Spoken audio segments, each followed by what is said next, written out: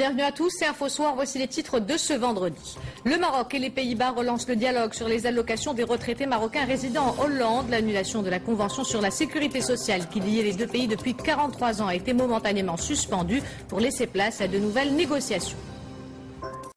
Madame, Monsieur, bonsoir. C'est un dossier épineux que les pays boudrent à travers le dialogue. La question des pensions et des allocations des retraités marocains résidant aux Pays-Bas. Plusieurs mesures ont été annoncées ces dernières années par la Hollande, notamment la réduction de 40% de ces allocations. Une disposition jugée contraire à la convention maroco-néerlandaise de 1972 sur la sécurité sociale. Un accord que le gouvernement hollandais a voulu annuler, mais cette décision a finalement été momentanément suspendue pour laisser place à de nouvelles négociations. Des discussions qui devraient aboutir à un accord qui préserve les intérêts des deux pays. Les développements avec Hind Bnalbi. L'espoir serait-il permis pour les Marocains de Hollande? Le gouvernement néerlandais vient en effet d'annoncer la suspension de l'annulation de l'accord bilatéral sur la sécurité sociale liant les deux pays. Cette annulation faisait suite à la volonté de réduire les allocations des enfants et des veuves des Marocains de Hollande. Les deux parties vont mener un dialogue sérieux afin d'arriver à un accord concernant l'annulation de la Convention sur la sécurité sociale qui lie les deux États, un terrain d'entente qui va préserver les intérêts des deux pays.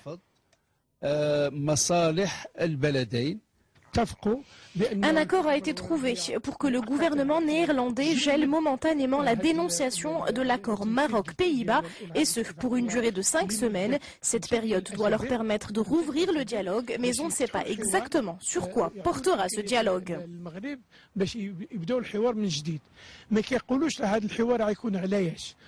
À Berkane, où réside un grand nombre d'ayants droit, cette décision est accueillie avec soulagement. Bien qu'une solution pérenne n'ait pas encore été trouvée, la reprise du dialogue entre le Maroc et les Pays-Bas semble encourageante.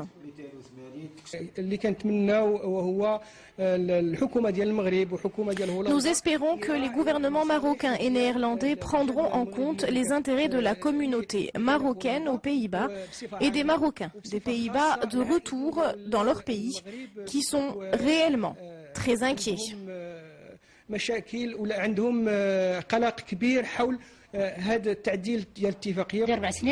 Cela fait 4 ans que mon mari est décédé et je n'ai rien reçu. On m'a demandé beaucoup de documents, j'ai tout fourni, mais en vain, je n'aurais pas de quoi vivre si ma famille ne me venait pas en aide.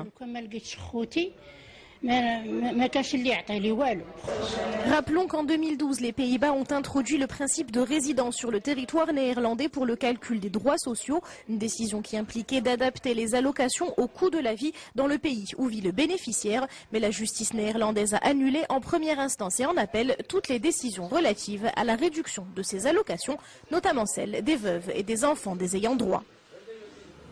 Également, à la une de l'actualité nationale, cette tentative d'immigration clandestine avortée par les éléments de la Marine royale de Tanger. Un groupe de 40 ressortissants de pays d'Afrique subsaharienne a été intercepté entre Tanger et Fnedr. Ces candidats à l'immigration clandestine s'apprêtaient à prendre le large pour rejoindre l'autre rive de la Méditerranée à bord de 4 embarcations pneumatiques, dont une munie d'un moteur. C'est la vigilance des autorités qui a permis de faire échouer cette opération. Et ceux qui ne tentent pas la traversée en mer au péril de leur vie tentent de traverser la frontière par n'importe quel moyen. Une femme transportant une valise où était caché un enfant ivoirien de 8 ans a tenté d'échapper au contrôle des douaniers au niveau du poste frontière du président occupé de Ceuta. C'est la garde civile espagnole qui l'a découvert. L'enfant a été pris en charge par la Croix-Rouge espagnole et son état de santé est jugé relativement bon. C'est l'attitude nerveuse de la jeune femme qui a attiré l'attention des autorités qui ont passé son bagage au scanner.